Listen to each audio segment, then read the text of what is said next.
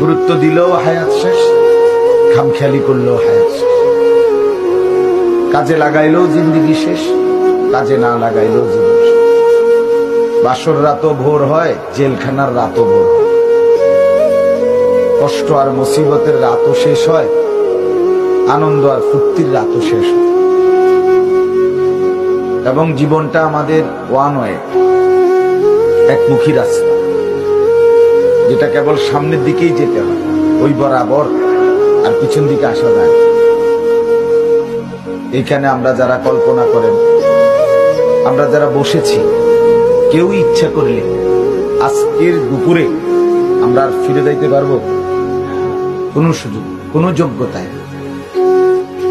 পৃথিবীতে ইমাম ইবনে রজব হাম্বলী রাহমাতুল্লাহ আলাইহি বলেন, প্রতিটা দিন, প্রতিটা রাত, প্রতিটা মিনিট, প্রতিটা মুহূর্ত চিৎকার করে করে বলে পৃথিবীবাসী যে হে আল্লাহর বান্দারা, আমি শুধু একবারের জন্যই এসেছি, আমি আর কখনো পৃথিবীতে আসবো। আল্লাহ যদি হাসরের ময়দানে বলে, বান্দা এটা আমার দেওয়া জিহ্বা ছিল, কতজন রে ডাকলি বন্ধু। আল্লাহ যদি বলে, বান্দা আমার এই জবানে আমার নামটাকে আমি একবারও শোনার অধিকার ছিল না, আমার এই কপালটায় আজকের সারাদিনে আমি একটা সেজদাও পাওনা ছিলাম না,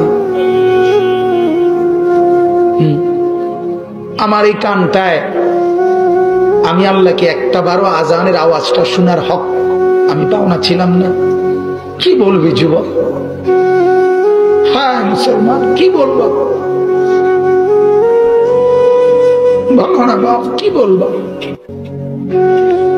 এক মা যদি বলে, মা তার পাষাণ ছেলেকেও যদি মা বলে, এরে বাপ 9টা মাস তোরে পেটে ধরছি রে বাপ, 2টা বছর তোরে বুকের দুধ খাওয়াইছি বাপ, বিনিময়ে তুই আজকে আমার মতো মা রে ভুলে গেলি বাপ, কেমনে রে সহ্য করলি?